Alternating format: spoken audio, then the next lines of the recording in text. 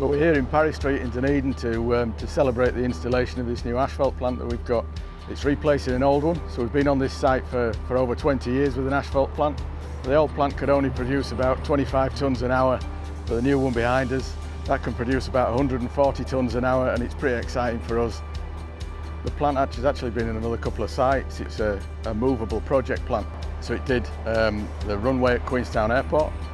It also did the Samoa Airport, Valiola. When it was finished there, it was decided that we'd bring it here.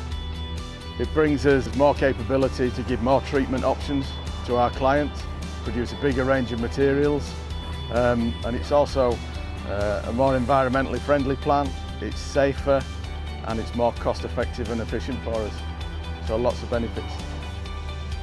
Yeah, tonight we've got a job on the motorway just going out of Dunedin, and we're going to produce about 600 tonnes of UTA out the asphalt plant.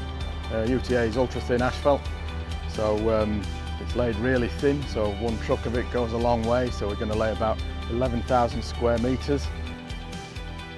The ultra thin asphalt has proved to be a high performer, and seeing that it's laid at about half the normal thickness, it's half the asphalt tonnage and provides a better whole of life cost than alternative mixes. So naturally, we're pushing for more of its use, especially with Downer's new production capability. And we're expecting to get about 15 years from this treatment. Downer's investment in the new asphalt plant in Dunedin has allowed us to provide alternative treatments that we weren't able to previously. And this project really hits the mark for both improved customer outcomes and value for money.